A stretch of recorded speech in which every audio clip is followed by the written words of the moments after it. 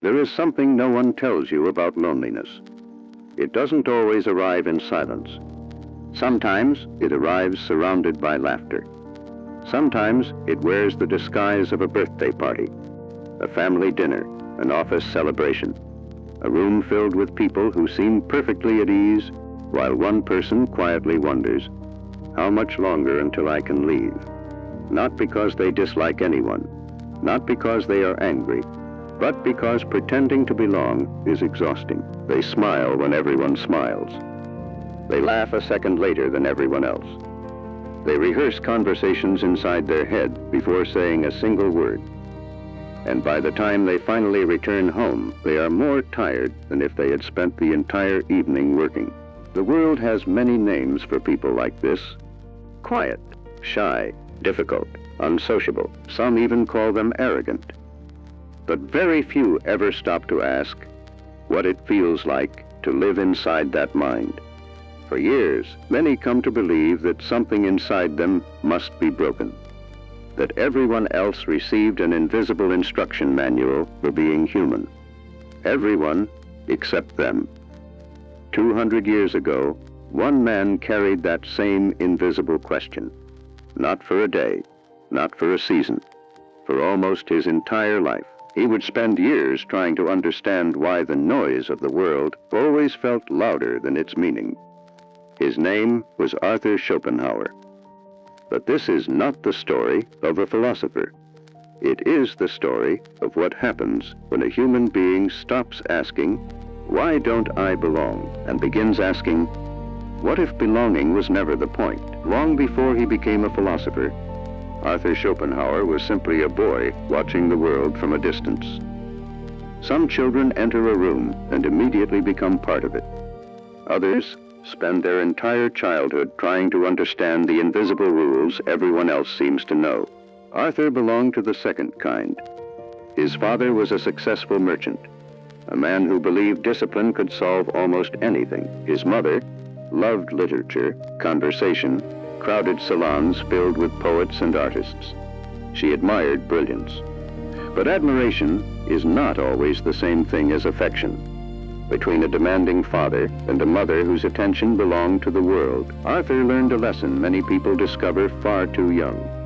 Sometimes you can grow up inside a family and still feel like a visitor. Perhaps that feeling is familiar.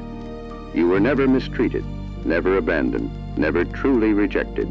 Yet somehow you always felt slightly out of place, like everyone else had found their seat, while yours remained empty. Those experiences rarely leave visible scars.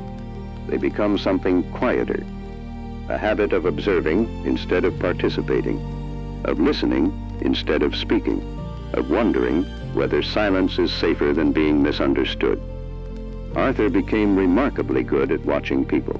He noticed the masks they wore, the compliments they didn't mean, the friendships built on convenience, the endless performance of trying to appear happier, wiser, more successful than everyone else. Most people accepted this as normal. Arthur could not, and perhaps that was the beginning, not of his philosophy, but of his loneliness. There is a quiet burden that often comes with watching more carefully than everyone else. The world slowly loses its magic.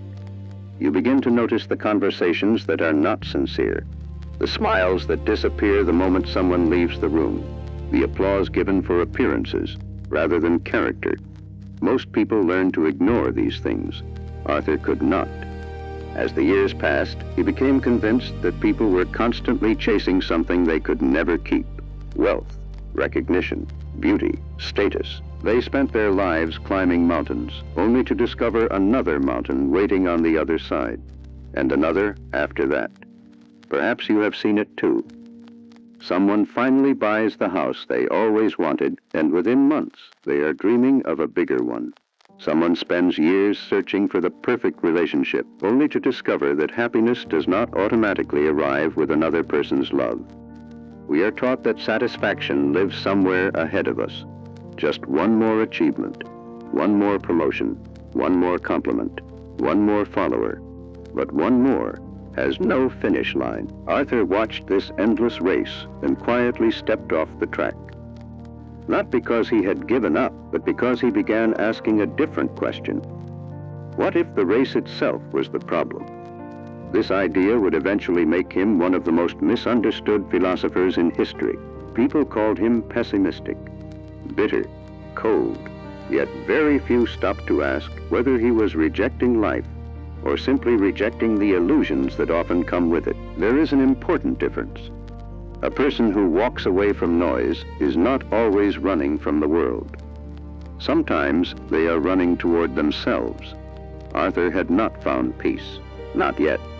But for the first time, he had stopped looking for it where everyone else was searching. For a long time, Arthur believed solitude was simply the consequence of never feeling at home among other people. But something unexpected happened. The longer he remained alone, the less frightening that silence became. Slowly, almost without noticing, solitude stopped feeling like an empty room. It became a place where no one demanded anything from him, where no applause was needed, where no conversation had to be rehearsed, where no mask had to be worn. There is a strange moment in many lives when being alone no longer feels like abandonment. It begins to feel like relief. Perhaps you have experienced it. You cancel plans, and instead of guilt, you feel peace.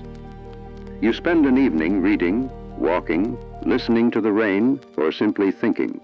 And for the first time, silence no longer feels empty. It feels honest. The world often teaches us that happiness must always look social.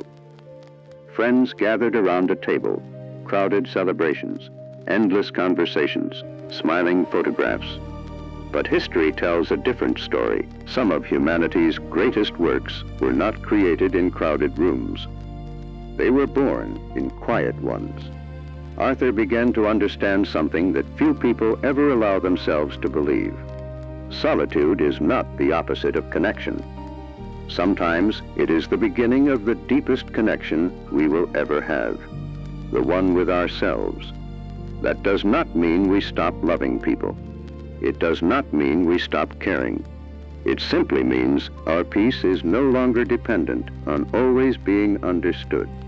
Perhaps the goal was never to become someone everyone admired. Perhaps the goal was becoming someone whose own company was finally enough. History has a peculiar habit.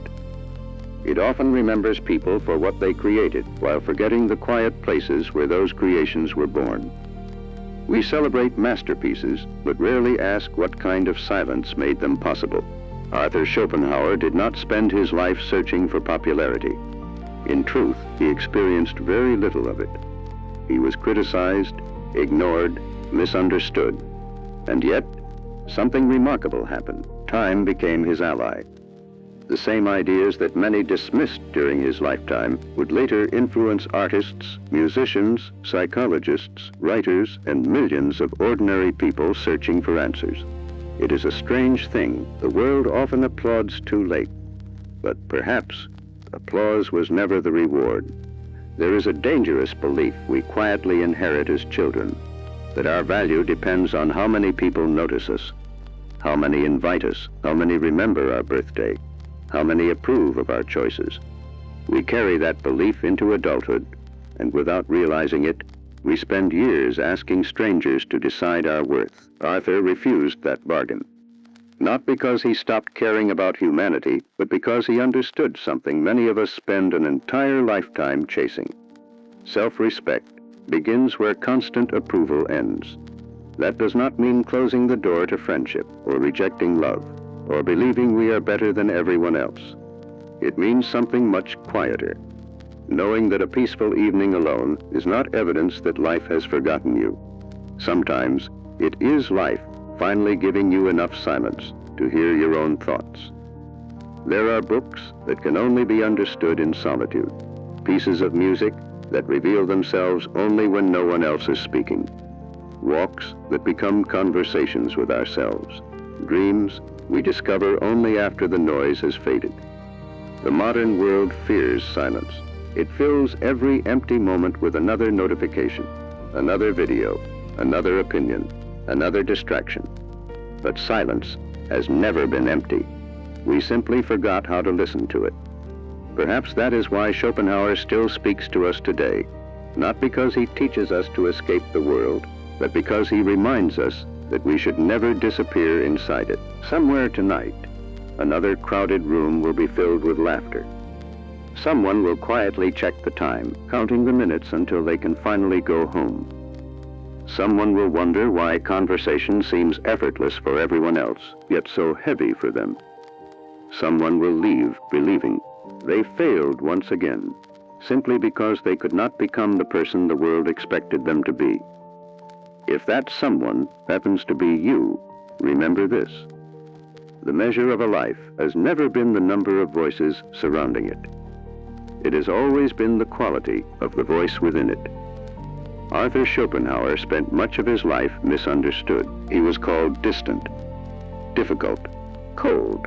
Perhaps some of those judgments were fair. He was not a perfect man. No great thinker ever is.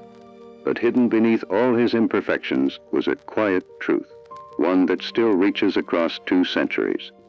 The world will always encourage you to become more visible, more admired, more accepted, more celebrated.